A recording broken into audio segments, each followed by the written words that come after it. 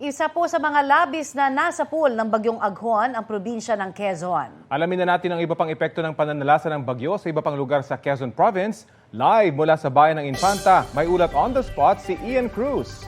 Ian? Yes, Connie at Rafi, suspendido pa rin ang klase at trabaho sa gobyerno dito sa buong Quezon Province dahil nga sa pagdaan ng bagyong Aghon. Sa Lucena, umabot hanggang lampas tao ang baha sa ilang lugar. Binahari ng ilang bahagi ng Barangay del Pilar sa bayan ng Lopez. Pasado alas 4 ng hapon kahapon nang maglandfall ang bagyong Aghon sa Sariaya sa Quezon. May mga nagbagsak ang puno. Umapaw din ng tubig sa ilang palayan at pinasok ng baha ang mga bahay. Nadaanan naman ng GMA Regional TV Balitang Southern Tagalog Team ang magsasakang si Mang Julianito na nag-aayos ng kanyang ginawang balsa mula sa puno ng saging. Ililigtas daw sana niya ang kanyang kalabaw na nasa gitna ng palayan. Sa kasagsagan ng bagyong Aghon, isang sanggol ang nasawi sa bayan ng Padre Burgos nang tangayin at sirain ng baha ang kanilang bahay nitong Sabado. Linggo na nakuha ang kanyang labi.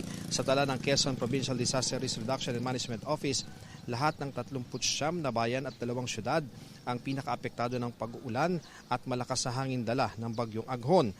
Ang mga baradong drainage sa bayan ng Pagbilao at Lucena City ang nakikitang dahilan ng mga otoridad sa malawakang pagbaha sa nasabing mga lugar. Sa inisyal na ulat, higit 1,000 individual ang inilika sa buong Quezon Province.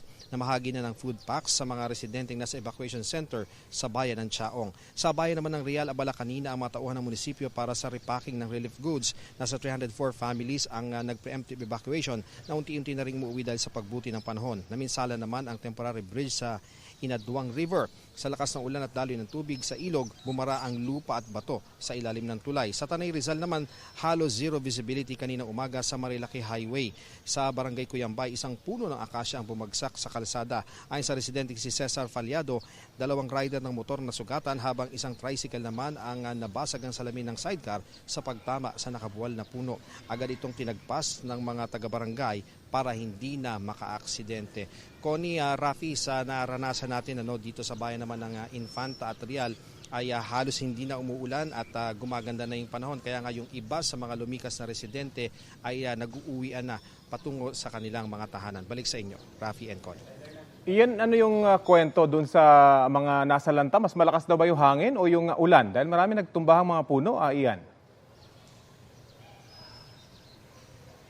Well, Rafi, yung nakita natin kanina doon sa may Marilaki Highway, ang sinasabi sa atin ng residente doon, napakalakas ng ulan sa bahagi ng Rizal, lumambot na yung lupa, kaya yung puno ng akasya tumumba. Dito naman sa Real, yung nakausap natin na mga nataga MDRRMO ng Real, ang sinasabi nila talagang napakalakas ng ulan kahapon, kaya nga yung ginagawa doon na bridge na magdudugtong sana ng Real patungo doon sa bayan ng Mauban, yun yung nabarhan muna yung daluyan sa ilalim ng tulay, and then eventually umibabaw na yung tubig, nasira nga yung ginagawang infrastructure na yan, Rafi. So, ang naranasan nila dito sa Quezon ay mas higit yung malakas na ulan nung kahapon at nung nakaraan pang araw, Rafi.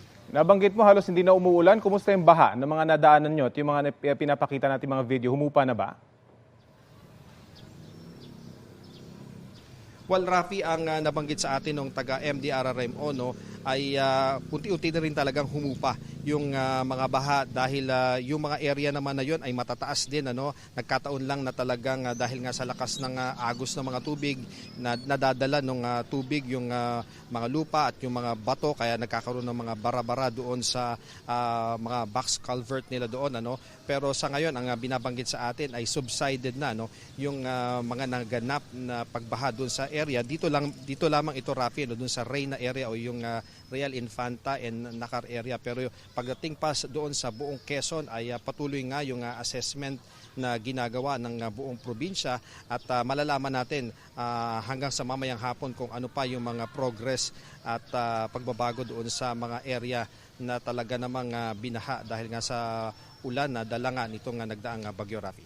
Maraming salamat at patuloy kayo mag-ingat, Ian Cruz.